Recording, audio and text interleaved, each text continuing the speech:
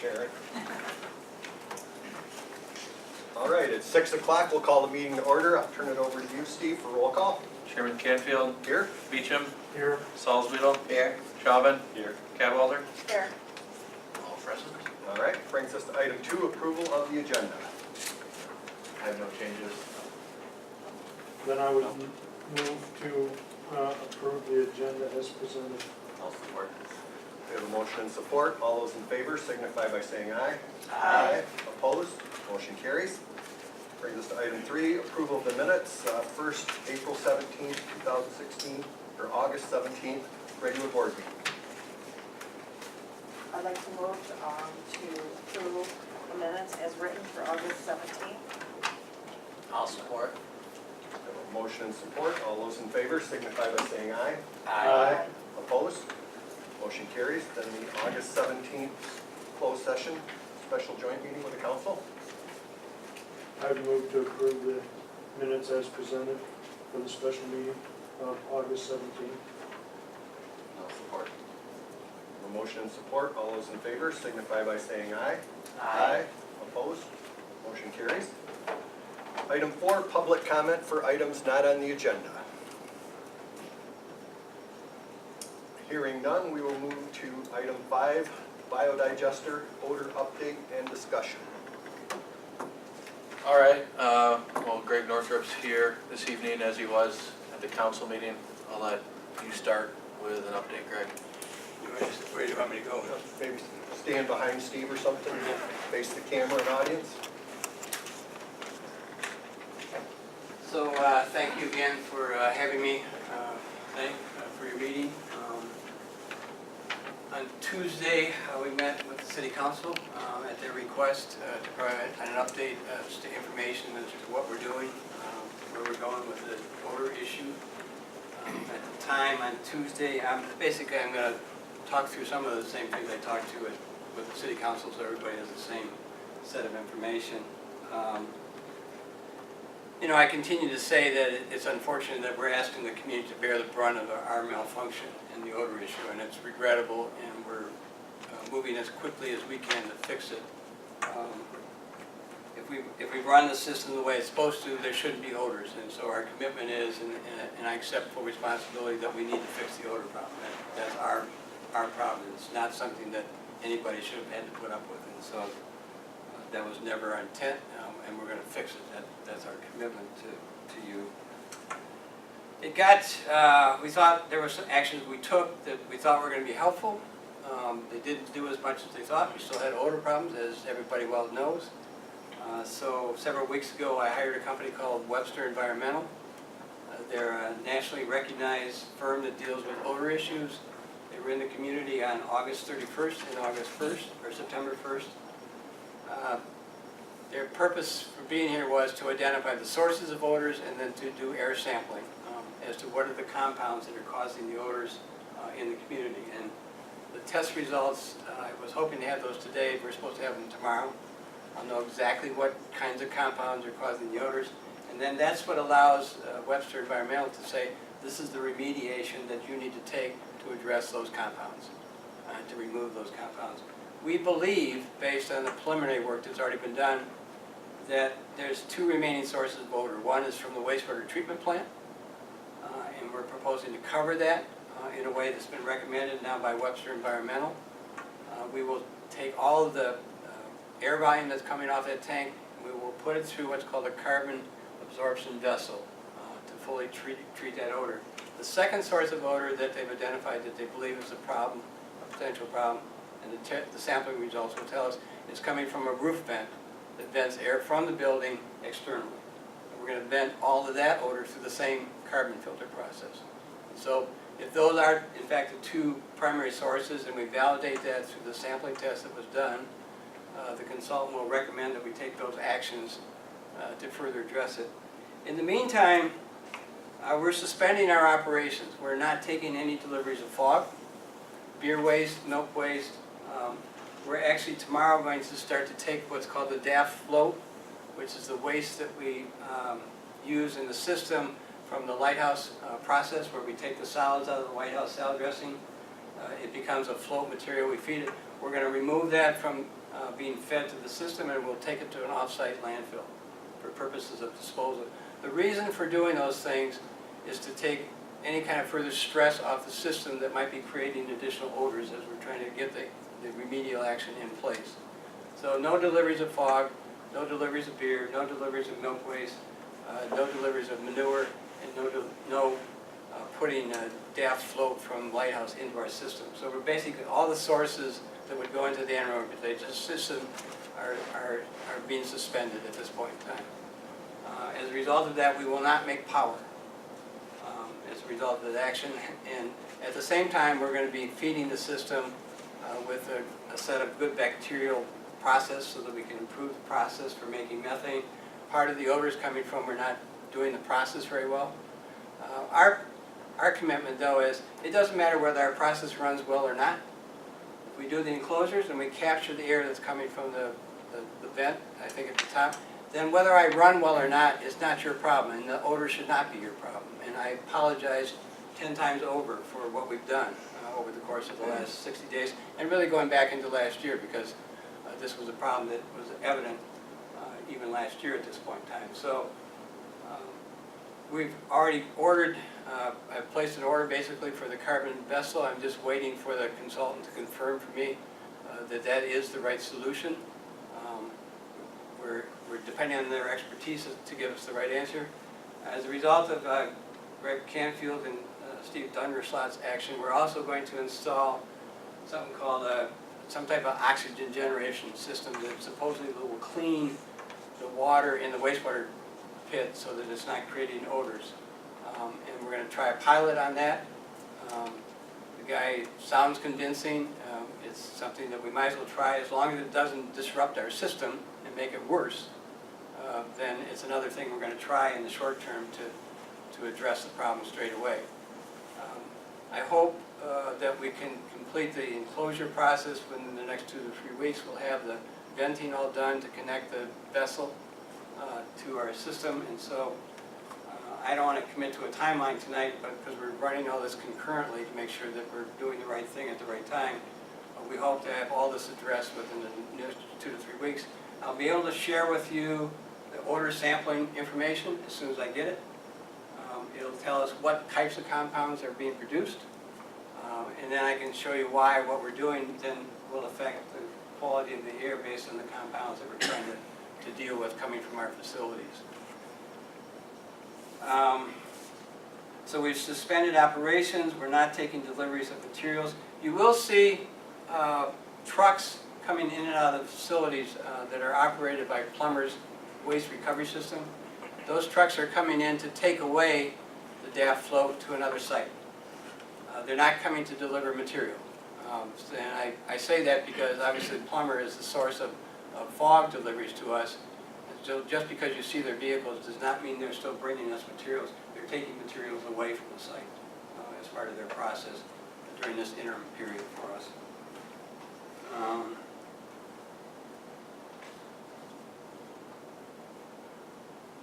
So I think that's probably a little bit faster than what I did at the city council, but there's a few things that we were able to do in addition to what I told the council on Monday night in terms of this additional action to deal with the DAF float.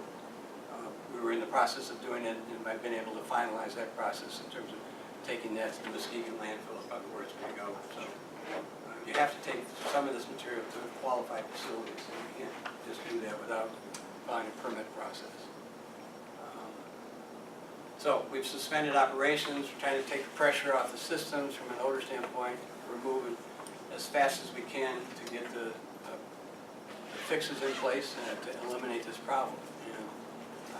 I have to, at this point, I trust the expertise of the Webster environmental people. They've done over 500 different projects dealing with odor issues. And so far, they've done what they said they're going to do in terms of their work and the performance. And as soon as I see the sampling results, we'll have a much better handle on what it is we're trying to deal with and make sure that we're actually capturing those sources in a way that can be treated so that we're not putting odors into the air. Other than that, I'm happy to answer questions. So, and my mistake, if anyone has questions, if they could state their name and address and address the board, but I should announce that at the beginning of the meeting. But. Jeff Dickerman, 199 Smith Street. The DAF float, that's up on the raised tank inside, is that what that is? That's where it comes, yep. And that separates the oil from Lighthouse from the rest of the water that ends up in the wastewater, the nitrous tank? Right. Is that correct? Yep. Okay. We take the material we receive from Lighthouse, about 2% solids in it. The DAF, dissolved air flotation system, is set up to remove those solids from the water. Those solids have been fed into the digester because they have organic value attached to them. It's small particles of food waste that you might find in Thousand Island or Ranch, any of the dressings that they're making. But then the balance of it is water. It's 98% water that we need to treat, and we treat it to the point that we can send it to Lowell wastewater treatment system without incurring surcharges because of the reduction in the VOD levels that we're trying to adhere to. Thank you. I have a couple questions for you, Greg. So the group from Germany came in. I guess one of my questions are, and you might not know this, is, again, and I don't have the name of it, the reference is the last one we were over in Germany, the last one that we saw on the edge of town. Didn't have any odor. What, did they, is ours built differently? I mean, why are we having the odor issues, and when we visited Germany, there were no odor issues? Yeah, first of all, I think all of the systems that you saw were outdoor and rural areas. This one was on the edge of town. I wasn't there, Yeah, so I right. don't know what you saw. But they were not obviously in the confined areas like we are. Secondly, most of their digesters do not take the kinds of materials that we use as it relates to Correct. feedstock. And so obviously fog, fat salty greases has a serious odor. One of the actions we took early on was to put a carbon filter over the top of what's called a fog tank. And that air is actually being vented up through the carbon filter and then being exhausted into the environment with a pipe that takes it all the way up to the ceiling ultimately. And so the types of materials we're using are different in the sense of what you might have saw in Germany ultimately. We have a wastewater treatment system. And that's I just wanted to, for clarification, when you had mentioned wastewater treatment, that's the treatment that's on site at your facility and not the city's wastewater treatment. I use the word pre-treatment, Right. Pre-wastewater treatment, because that's what it is to treat the 90% of the water is coming from Lighthouse from that process. The other 10% of the water is coming from the other sources, but there is water. There's water manure, for example. So we still would have to have a pre-treatment system, but it wouldn't even look like what we got because of the gallons we're dealing with from Lighthouse. The other is from Tuesday night's meeting, the audience was upset because you hadn't capped that tank earlier. They're saying that you had said, oh, we're gonna cap it and this and that. I think there's a little bit of confusion because my understanding is you did cap the tank that's inside the building. Originally that was not capped. Is that correct? I'm not sure what you're referring to. The fog tank. The fog tank inside the building has always had a cement cap on top of it. From day one? From day one. Okay. But there was still, there's a cement cap on top of it. There was a series of grates adjacent to it, which initially were open. Right. Which then have been covered with mats. Okay, and I guess that's what. And so those were covered, and then we added the carbon filter on top of the fog tank to capture those internal odors, okay, as a next step. We have planned to enclose the pre-treatment wastewater system, and the original thought was, based on the original architects, was to build a arch system. The recommendation coming to us from the expert is what what you don't want to do is create a larger system where you have to treat more air.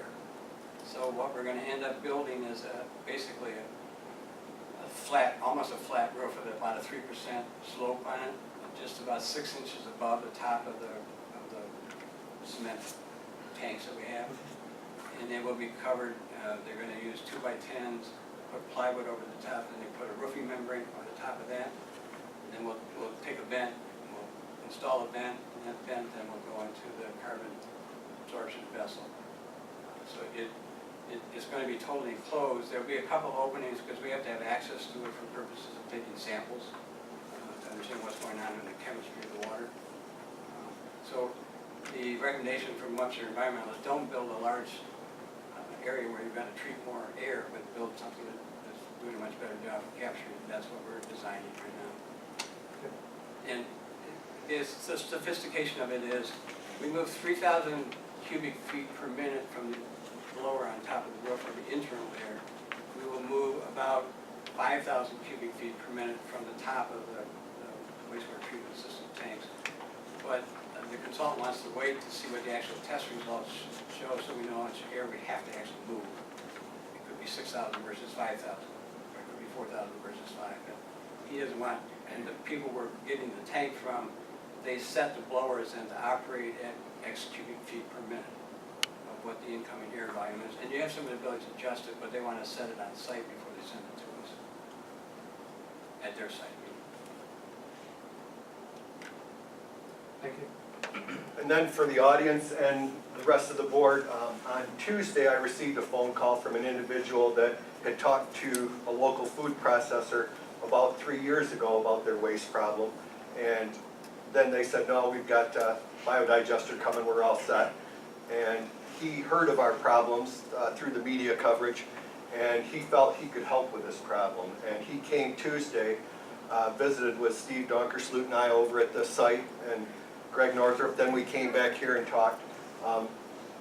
He has a piece of equipment the size of a household refrigerator that, in conjunction with a 500 to 1,000 gallon water storage tank, and you bring in bottled industrial grade oxygen and super oxygenate the water in this 500 to 1,000 gallon tank. And then from that point, that super oxygenated water is pumped into the IFAS tanks and changes the efficiency of that. And he feels that 36 to 48 hours after that thing is implemented, that it will stop the odor that quickly. He has offered to let Greg try it before he buys it. He said he could have the equipment here next week on site, set it up temporarily in a trailer, and then let it run for a week to see the results. And I think 98% was his confidence level that it would work, which I realize he's a salesman, but the fact that he's willing to let you try it before you buy it, and if it doesn't work, then he hauls it away at no expense. That he could have it here next week, and within 10 days we could potentially see some results. Earlier, do you think that's a... Oh, we're going to try it. I have no reason not to try it. Yeah, that's my feeling. I need him to give me some technical specification data with regard to the system. I need to make sure that the system doesn't cause some other operating problem that I don't know about until I see some technical information. Sure. So we're going to review it, but I mean, if he's willing to fund the trial and it doesn't cause any negative problems, why wouldn't we try it? Right. No. And I want to say, I want to add to that is, we're still going to enclose the tank. It's an operating issue because you're always going to have to replace those cylinders. You're always going to make sure the water's not frozen. I mean, there's just other issues to think about. But if it gives us a temporary fix that reduces 90% of what's coming off that tank, then we should try it. It doesn't solve 100% of the problem because we still have air coming that they think is coming from inside the building that is also a problem, which still requires carbon treatment for that area. So my commitment is to make sure we solve all the source problems and be done with it. And that's why I hired the people from Webster Environmental to do that in the first place. Excellent. Other questions? So there's no time limit? Please stand up, state your name and address. Torsten Boss, 523 Elm Street. There's no time limit now, right? Well, I heard we there have was a served- 30-day time limit. We have served notice on lead that they are in violation of the purchase power agreement and the lease with the city. And we are looking for a timeline on improvements that the city and Lowell Light and Power have to approve, agree to the timeline. We are doing 100% of everything we legally can do to fix this. So there's no time limit. We are looking for a timeline, he's trying to get that, and then the city and Lowell Light and Power have to agree to the A timeline. timeline does have to be produced by lead. Well, I heard it was 30 days. They have, 14 days? Working days. Or working days, 30 working days? We have to, 30 I guess business That's days. changed again? No, 30 Well, business It was days. 30 from Well, August 17th. right? Yeah, So September 18th, you gotta have a plan in place. A plan, but just gonna keep going until you guys figure it out, huh? no, it's a plan with a timeline, to No, be it- specific. Did you also say it's been suspended? You got the engine off, We're you're suspending not taking any operations new right now. feedstock, it's effectively dead. It's not working. not Well, really. something's working because I can smell it today. I smelled it today. I did too. We did, but this is not a switch, unfortunately, it's not a light switch where I can just turn it off. and Stand just- up, name and address, please. Steve Rotier, 324 Lincoln Lake. The issue you're gonna have is, we're still gonna stink because your IFAS tank is still gonna have wastewater treatment going on. Until you get it covered, we're gonna have the stink, it's gonna continue to go, you're just complaints. You're saying 3 weeks, is that installed? That's our plan. I'm not, You've got a contractor lined up, you get the we're working on it. documentation back from Webster, you're just gonna move forward in 3 weeks for an tank? We're working with Hearst HVAC people to design the vent requirements. We're working with F&Z to do the electrical connection, and we're doing that concurrent with ordering equipment. But I want to make sure that the equipment is properly sized to handle the cubic feet per minute of air that we need to move. Then I understand that. I guess I would just like to voice my concern. I haven't done enough of it, I guess, but I'm a little disappointed in the board and how long it's taken them to actually react on this. I think we all can agree there's been smell since the beginning. After 6 months of trying to get this thing running, I don't know why the city and the board didn't enact at that point their legal ability as a breach of contract with odors and try to address this quicker. It is Leeds' issue, they should have addressed it themselves, but the city's responsible, the Lowell and Power is responsible to the citizens to protect our way of life and our homes. And unfortunately, you've failed, and it's over 1% energy. We're literally producing 1% of Lowell's energy on that plant currently. And it's sad to me that people show up at my door, and the people sit in this meeting on this board and lie to me, and put this thing in on a lie that we're gonna present, and we're gonna produce 10% of Lowell's energy to have green renewable energy, that it's a federal mandate that we have to have this plant when it's not. We're buying, and you guys can correct me if I'm wrong, we're buying probably at least 10%, if not between 12 and 15% renewable energy off the grid right now in order to meet the federal mandate. I'm just sick of the lies, I'm sick of the way that's been handled. I realize at this point there's not a lot you guys can do. You've done what you can do legally at this point, but it's a year late. And I think that's why you have the frustration you have. We're still not gonna get rid of this thing until this thing's enclosed and it's being carbon filtered, which may or may not get rid of the smell. Hopefully it gets rid of 90% of the smell. I just think it's a sad state when the city council and Lowell Line Power Board waits a year to act on something like this. Is that correct, that you're able to hit the 10% mandate already? My understanding was that Consumers Powers can't hit the 10% mandate. Is that a question for me, Jeff? It is a question for you, Steve. Currently, we buy landfill gas renewable energy through Granger and Nanner, and that's not at 10%. The biodigester has helped us reach our 10%. The feeling in the industry is that by 2025, there will be 25% requirement between renewable energy and energy optimization. We're not sure if that'll be a mandate or not. Lowell Light and Power also entered into a wind purchase power agreement earlier this year. That'll take effect in a couple years. And there is the opportunity nowadays to buy renewable energy credits off the market if you can't produce them yourself. But again, this decision was made 4 or 5 years ago. And in hindsight, everything's easier. I will say that. But the renewable mandate is likely to go up, is that correct? Correct. I don't think it's gonna go down. I mean, that's just the way America's trending. Right. No, and Steve, we thought we did our due diligence on this. We sent, neighbors, council members, board members over, looked at this. And the operator, the city council, and the board have all agreed that if it can't be fixed, it will get shut down. At the time, it was gonna help us with our state-required renewable energy. It helped a local business solve some of their disposal problems. We had hoped it would encourage additional jobs there, which it has. There's an expansion going on now. We had hoped other companies might locate here to help increase the tax base so that we could lower taxes on the rest of us. It would return, currently, Lowell Light and Power doesn't pay property taxes on that building. By leasing some of that space to them, that would return part of that building to the tax rolls to help share with the residents. It looked good on paper. Unfortunately, it hasn't turned out that way, but we are not gonna have a long-term smelly neighborhood. Whether or not we live close by, my daughter lives a block away.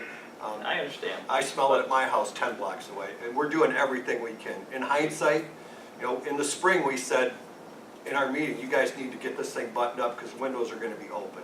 And that's what Something you should have. changed. Well, something has changed to where it's much more serious than it was. But an odor's an odor. And if it's a breach of contract to have a nuisance odor or an obnoxious odor, then we should have been looking at that before August. Right, well, there were different problems that popped up, and we've given them some time to correct them, but we've exceeded what is normal and patience of the neighbors. Had I wished we would have taken action a month earlier, definitely. Unfortunately, we can only move forward from this point, and we're taking 100% of all action that we can to fix this. Understood. The cause of those odors, will they be on your website, or how do you find, how do you get that information? I'm going to be sharing it as soon as I have it available. There is an email blog that goes out, are you on that? Yeah. Okay. Yeah, All right. that's the best place for information. Other questions or concerns? I do want to provide an update. Earlier this afternoon, I sent out an assessment report that the City and Light and Power had done on the 22nd and 23rd of August. We received the report late Tuesday afternoon, and the report was conducted by Weston Solutions of Michigan, and they were on site for 2 days with an instrument that tested the air. And I'd be happy to make this report available to anyone who's not received it yet. But I'd just like to read kind of the summary. It's a 4-page report with some tables and then pictures, so it's 10 pages in total. But it said Weston during this air screening assessment did record elevated levels associated with specific areas of the biodigester process. However, these elevated levels were not recorded in the breathing zones either on or off the property in the areas monitored during the air screening assessment. I'm not saying that the odor is not a nuisance. I'm not saying people haven't gotten headaches or nausea or anything by that. But the report we did receive shows that the carbon, VOC, H2S, and LEL levels in the breathing air on and off site were safe at the time of the test.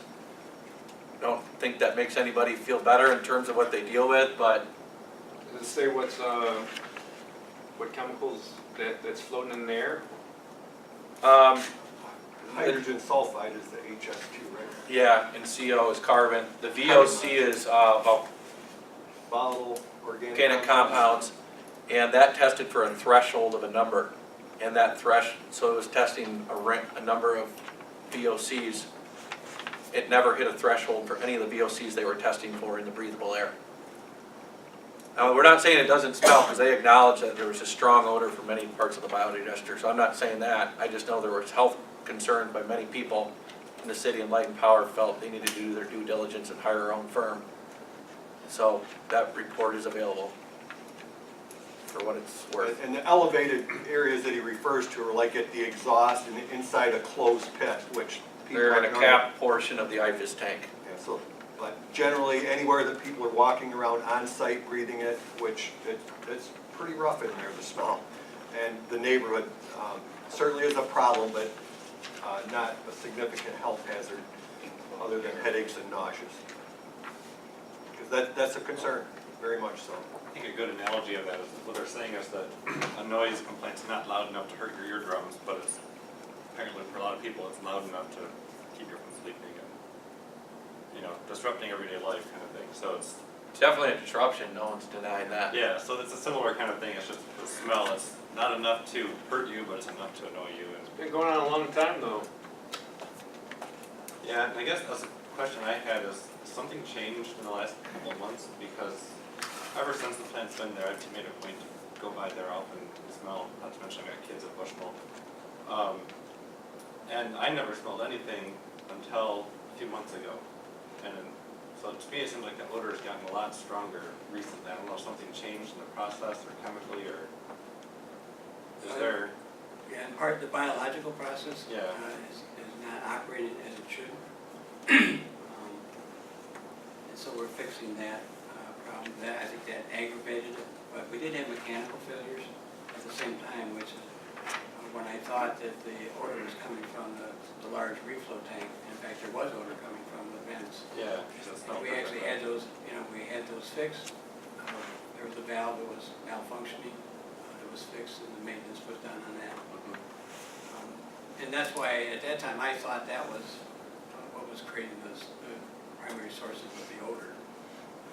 But we still had other odors that are causing us to have to deal with this nuisance, this terrible one. So at that point, that's when I said we need somebody in here that deals with this, has the expertise nationally to tackle it. So you can say we should have done that faster, or we thought we were trying to deal with it in a responsible way. And again, I apologize for this nuisance that we've created. It's terrible. I fully appreciate that, and it's unacceptable.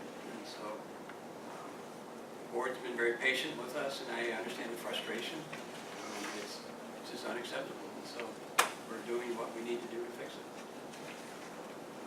That's why I say, just to finish it, that's why I say even if our process is not proper for some reason, the importance of the enclosure and the capture of what's coming out of the building then doesn't put the public in jeopardy just because we didn't do something that we should have. Because we're treating the odors before it leaves the site in a way that will allow us, even if we're not doing our job, in some way to protect the public from future odor issues. And that's what we need to do. And we haven't done that. We haven't done it well at all. So we're first to acknowledge it. My name's Ed. I live in Saranac, but I have a house in 1215 Bella Vista Drive. I lived here for 25, 26, 27 years, and I'm glad you're taking the steps to pump it off, to figure out where exactly everything is coming from. But like I said before, you're just not dealing with one product that's coming into the place. You're dealing with a pumping of various types of vegetable oils and stuff like that in the tank. The quicker you get that capped off, like I said before, that would be now like an enclosed container that when you put a cap on the thing, so then you can put a pen on there. As soon as you can get that taken care of, then you can add the stuff back to it and see where you're actually the smells are coming from a little bit at a time. Not right now. I'm glad you pumped it off. I'm glad you're taking that action. We will know, based on the air samples, we will know exactly what's causing the odors. So The compounds that are Right. captured in the air samples will tell us exactly what it is and exactly how to treat it. That's the value of the expertise. But now, whatever you can get done as soon as possible, get it over there. If we can get the thing capped off right away, do it as soon as possible. Not 30 days from now, you know what I mean? That's what we're doing. Right. This is Greg's show, it's his company, and he's gonna take these actions. I know, We're I know. pushing him as hard as we can. I hear you, but I'm just, I'm speaking for a lot of residents in Lowell myself. We hear you. And people don't wanna come here to deal with you guys, you know, they don't wanna deal with the stuff that's been going on too long for too much time, and it needs to get done quick as possible. And just to address that quick as possible, and Steve's comments, you know, about response from the board, after our closed session meeting where we determined we were gonna notify Lead about their breach of contract, that would have gone normally in the mail on Thursday, probably would have got delivered on Monday or Tuesday. And Right. Steve has spent a lot of time dealing with this, that he should have been doing other things I here. understand Myself that. also, we've got time in this, trying to solve this problem, but Steve hand-delivered that stuff the next morning. I That gained us understand that. 3 days, and we recognize every hour counts, and we're doing everything we I can. hear you, I hear you. Thank you. Thanks. Any other board comments? Yeah, I have another question is, so what about the odor inside the facility? Is that gonna be? That odor is, we did testing at the roof vent Mhm. for what's coming out of the building. So that's why we're doing that. That was a critical source of testing. But I guess the odor is inside the building, isn't that a problem for folks trying to work there? The odors from a health standpoint, it's a very safe place to be. Right. We've had OSHA in there, we've evaluated against OSHA standards. We took the action I talked about earlier with regard to the carbon tank for the fog tank. There may be some other recommendations based on the sampling that was done for further inside the building action. But the consultant's recommending what you really want to do, because you have all the odor coming out through this one vent on the roof, is capture that so it's not going into the public air. Mhm. That's not to say we don't want to improve the odor inside the building as a nuisance, but it's not a health issue, Okay. if that answers your question. But I guess that just seems like there's a lot of odor being emitted inside the building if there's that much odor coming off the roof. Because you mentioned there's the two sources, the hype tank and the vent in the roof as being the two primary suspects. Which seems to me there's a lot of odor being generated inside the building if that roof vent is a huge source of odor. And I don't mean to minimize it, because we will have potentially odor action taken inside the building. My challenge at this point is, I don't care where it's coming from, it's exiting that building, and I want to capture it. Okay, so that's the main focus, it's just, Start there and then tighten Mine up the is, inside mine is, later. quick as I can, capture it at the major sources, and then if I need to trickle down into some other events that would further reduce it, obviously we're gonna do that, because we'll have the sample results from that piece, but to not capture what's coming out of the building at that one single point, that seems like a very reasonable thing that the consultants recommend that we do. okay. Well, I mean, that makes sense, it's just, like, there's still odor on the inside, is, I guess you'd like to get that captured too, because it can still get out whenever the doors are opened. Yeah, so I don't mean to minimize but right now it's fast as I can, Yeah. quick as I can, capture the major sources before they get into the atmosphere. And I guess, I mean, maybe it's not the time to talk long-term, but I'm always of that mindset, and I guess long-term, is there gonna be like a policy on how to deal with future odor escapes? I mean, sooner or later, it's gonna happen again, you know, hopefully not such a big scale, but if a complaint comes in on an odor, is there a process or something that the operators can follow that says, all right, here's how we start hunting this down? Are there gonna be other checks in place so that when pump fails, that we don't have a spill, and just those kinds of things that, coming from like a safety critical engineering, you know, in aerospace, a little different than this, but there's usually multiple layers of protection to ensure something doesn't happen. And it seems like we were kind of dealing with for a while lots of kind of single point failures, because you would fix one source of odor and then something else happened, and you fix that, something else, and now we still have two sources left. And So I told the operator they need to do a critical assessment of all single points of potential risk, okay, and that's being done as we speak. So there's a full capital assessment going on about what are the levels of risks that are acceptable for each of the types of operations, what's the impact of those operations, We're also looking at a dispersion modeling process that we can actually determine what is the radius of odors emanating from the building based on the type of odor, based on the remediation action we take. We can say that will not leave this site within this many feet. You can actually do a dispersion modeling test, and we'll be doing sampling on a periodic basis to make sure that on the front end we can catch it before it leaves the site. Okay. I want to get us to a point where we're not having to depend on a citizen to call us to say Yeah. there's an odor problem. If that's where we are, then we should shut down. We should get it to the point where we're controlling the fact that there's no odor being released from the site. That was our original commitment. That's what we told the board. That's what we should do. We're counting on that. Yep. I have a couple questions, and I'm no rocket scientist.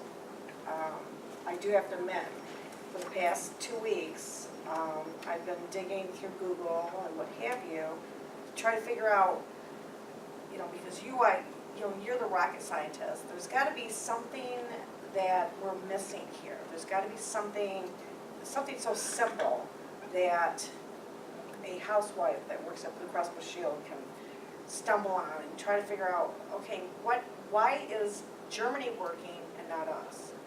And a point that that keeps creeping up on Tina is the fact that Germany is a cooler climate. Did we take that into consideration, that it's normally cooler than Michigan? Germany's, parallel with more or less Canada as far as you look at the map. I know that sounds silly, but I'm just thinking, well, maybe the tanks run cooler in Germany. Michigan had a really hot, humid summer. Did we take that into consideration, that maybe this system isn't built for, could you take that system that we have right now and throw it in Nevada? I'm just wondering what could be the difference here? What could be what we've stumbled on, or we overlooked here? Was the tank built for that? Do you have an employee on site like just 8 hours a day, or what is the staff there? I know that right now everybody's scrambling to find out what's wrong, but before this blew up and this came to light, came to my table, I'm telling you guys, in February, I creeped around the neighborhood. I didn't smell what's happening now. Right now, this is huge. And I agree with these people. This is their homes. And I'll tell you right now, I'm in your neighborhood at 5:30 almost every morning. Driving slowly down Amity, up around St. Mary's, going back through Bushnell, coming back from Amity. And there's been a couple days there where I'm like, oh, wow, I don't have any smell. But I'm gonna tell you right now, every time I hit Chatham to Smith, I'm not giving you a clean bill yet in these past few days. And I've introduced myself to the neighborhood and said, if you see this gal creeping around, I'm trying to see what's going on here, and I don't understand it. I want this to work. This would be fabulous to have in our town if it worked without this horrible smell. So my question is, evidently, you guys did take that into consideration. This is a hotter climate than Germany is. And somebody said, well, the things that you guys saw was out on the outskirts of town instead of in town. And they fed it different than what we're feeding it. I'm just stunned, and I'm sorry that I let you guys down. I wasn't there on site, but gosh darn it, this is our town, and I don't want to throw you on the bus, but I want this to work too. Let's get this working. Obviously, we have to pull the plug to see what's wrong with it. If it doesn't work, we will pull the plug. To answer your question, if you they want some answers. I did answer the question earlier about the feedstocks being different, significantly different. The issues of temperature, really not an issue per se, other than obviously, I think hot weather, humidity obviously aggravates it, you know. Not to state otherwise, it wouldn't make sense, doesn't make sense to me. But the problem is there should be no odor coming in the first place. We should control, we don't have to do. No, my understanding is that the plants we visited in Germany, those are basically closed systems, right? I mean, the only thing we ever smelled were the silage piles stacked outside, or in a couple of farms we went to, they had open manure pits, and you can obviously smell that, but I mean, everything else with the system I thought was kind of enclosed, so that's again, where I'm just, the part about the indoors odors, that's really, I can understand the IFAS tank needs some air for those things to work, but inside, I mean, isn't the whole system enclosed? I mean, where does the odor? And I guess I don't really know the answer, because I know that's a secondary concern right now, but I'm just wondering, where would all these odors be coming from? Everything should be in a tank or a pipe, or? The AD system is enclosed. The big green tanks are air-free, and as I said, there was a malfunction of those that was causing releases of odor that we fixed. The other tanks where we store materials, be it DAF tanks and the fog tanks, as I said, we've dealt with the fog tank. We have a huge area where we contain manure inside a contained facility. It doesn't mean that it doesn't leak some manure smell, you know. So the German systems are principally outdoors. They don't have a wastewater treatment system. Right. It's truly, it was the right thing for us to do because it's a good fit to solve a major problem for one of your largest employers in town. And I can tell you they're very concerned about what all this means for them in terms of implications for them because they want this to work too. And so I've been in close communication with them all the time as to what are we doing. But we do have a wastewater treatment system, pre-treatment system. That you didn't see that in Germany at all, because that's not a typical thought process. But it did create opportunity to reduce trucking costs for them. It created an opportunity to take their waste stream and put it into the system again, to generate energy, and to treat their water in a way that allows them, as was mentioned, they're doing a major expansion. And we're talking to them as we speak about how we deal with the additional volume that would be created in a way that's obviously constructive to this discussion. So. But that's, back to this point over here, we're totally different than what the German systems are in the sense of the feedstocks and in the two major systems we have. The AD system we have, it works fine. It does exactly what it's supposed to. It's the operating system, the pre-treatment system that's caused most of our heartaches at this point and the challenges for us. So that's what we need to solve. And it doesn't do any good for me to talk about what we didn't get in terms of design or construction. That's a different set of issues that I'm dealing with. It's not your problem, it's my problem. Just like the odor is my problem to solve. So that's what we're doing. Any other comments? All right, thank you, Greg, for coming in. Thank you, neighbors, for attending. Action items, Steve.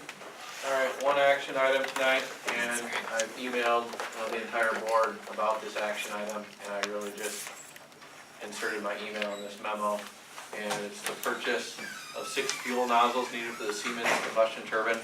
When OnPower was on site a couple weeks ago, going through all their different checks, they determined that the 6 fuel nozzles that we have are shot, and we need new ones. So that wasn't good news, and the cost for those 6 nozzles, 6 refurbished nozzles that are certified, is $16,500, and that would include us returning our 6 bad nozzles to them. That would get us to that $16,500. The price of new nozzles is just over $64,000. It was OnPower and Doug Barnes' recommendation to go with the refurbished certified nozzles, as it's a huge cost savings.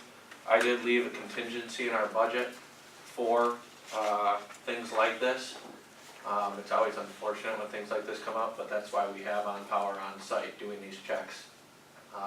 so everything's perfect by the time we go to run this turbine. Greg did give me approval before the meeting to go ahead and order them, so OnPower could take care of this. So I'm just coming here tonight for formal approval of the equipment. Any other questions, Barney will be able to answer. Okay. We have 2 units, how are the other 6 nozzles, and what is the life expectancy of these refurbished ones? Is it something that lasts 2-3 years, or we just don't know yet? They can last quite a while. The other unit, it does not have the water injection. This has water injection, and it's been sitting for a number of years, and that has caused corrosion in there. And what happens, the nozzles center the flame inside the combustion section. If it's not functioning correctly, it will burn a hole through the combustor, through the side of the turbine, and we're talking a lot of money. But they'll last quite a while. As long as we run it and don't let it set. That's right. Yeah, setting isn't good for them. So before there's any action taken, I just wanted to give you an update later when we get to the capital budget summary. We had $114,000 left in our capital budget for the turbine project. Before this item came up, I had $97,000 worth of equipment and engineering expenses remaining. And this did include $25,000 more of OnPower's engineering. Right now, they've used 15 of those 25, so it's still be determined if they're gonna hit that 25, so that could be a potential savings. And then this will put us right at budget. Barney's labor will cause us to go over budget on the project, but his labor in the actual operating expenses of the generation department, so his labor expense will show up in this project instead of in the generation operating expenses. So it's kind of like a wash. It'll show our generation department budget on the income statement as under budget, and you'll see it here this coming month, we're $3,000 under budget, and that labor is going into the capital project. I can further elaborate on that, but I don't want to make it seem like I'm just switching numbers. But I took Barney's labor and allocated a certain amount of it for this project. And due to these couple things and square D, which we'll talk about later, it is going to take a couple weeks longer for us to finish the installation, which causes more of his labor to go towards the project instead of just normal everyday expenses. So I just wanted to clarify that. But that's all I have, just to entertain a motion for approval. I would, I'd like to first talk about it a little bit to the general public. At the council meeting, Mr. Kimball voiced his concern, upset with these.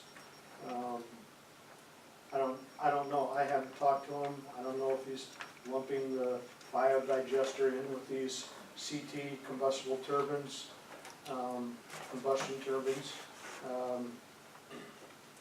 And it was said tonight by Mr. O'Tear that we have lied, misled. This particular, the 2 turbines that we purchased and are going over there were purchased to help with our peak power and consumers. Energy said that, and peak power happens during the summer, and they can provide as much gas as we need for that. The board has said that over the years, Mr. Kimball had talked about that he's never seen the power go out for 4 or 5 hours in the 30 years that he's lived here or that he's taught, and he's probably correct on that. Lowell Light Power is very reliable. Before this board, before we were on there, we had a line coming in from Wolverine. We had a couple different options. The previous board and the general manager, 3 managers ago, 3 or 4, determined that that they wanted to go in a different direction than Wolverine. Right now, we have 1 line that's coming in that's feeding all of the town. We've said that, this board has said that we want to have a emergency backup plan, and if need be, that we can be self-reliant. And that's where the gas comes in, to being able to run that 365 days a year. And again, we don't have that availability at this moment, but that's the direction that we've said we want to be able to, in case of catastrophic, that we'll be able to provide power for our consumers. But again, the original idea of these generations were to provide peak power, and peak power is during the summer months, not the winter months. With that, I would make a motion to approve the 16.5. I was just hoping to expand on that. Okay? I was going to later, but I think it just makes sense. Just, the board really knows all this, but I talked with Ed previously. And those units are giving low light and power capacity credit whether they run or not. Capacity is the idea that low light and power is a peak load, and that peak load has to be reported through the MPPA to the region, and the MISO region, Midwest Independent System Operator, says, okay, here's all the utilities in the region. This is their peak. Factor in weather, factor in future coal retirements, plant retirements, future build. Each utility needs enough purchase power agreements, generation, or capacity, which is just the right to buy power, for their peak plus X%. And that X% is a number that's spit out by a supercomputer that says the grid will only go down for 1 hour every 10 years. The price of capacity right now is $4 per kW, and the capacity cycle runs from June 1st through May 31st every year. We're getting capacity credits for 3,000 kW per unit. Well, right now it's only the unit that's up and running. So that unit, whether it runs or not, decreases low light and power's cost by $12,000 a month, $144,000 a year, whether it runs a kilowatt hour or not.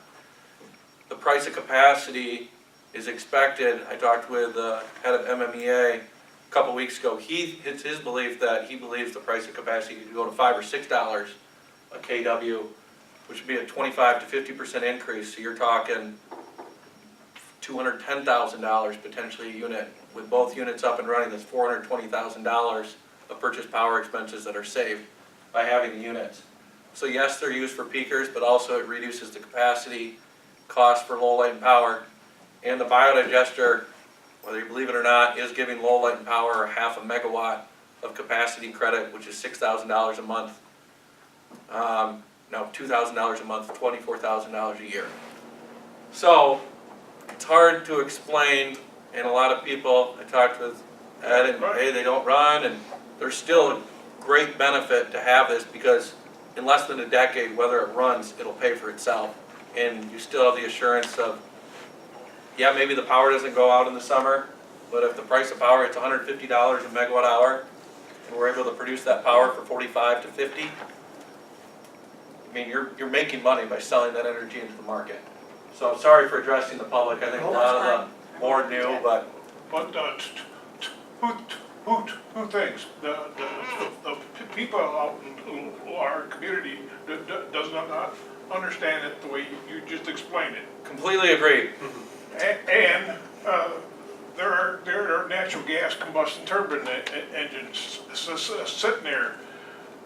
They need to know to understand the timeline of when can we get the proper natural gas flow into the city, right, to make them run effectively, so they don't sit there and rust. Right now, they can run as much as we want from May 1st through September 30th. Right, I'm just saying. And that's the low pressure line at our facility. There's a high pressure line right here by the river, and Consumers Energy has given us a proposal to extend that line, which would allow us to run anytime the temperature is 26 degrees or warmer with both turbines. With that being said, Consumers has also said there's a desire on their part to upgrade their infrastructure in the Lowell area. We want to know what that means before making a financial commitment if they're already planning to upgrade our natural gas. But that's one of my tasks by the board, to figure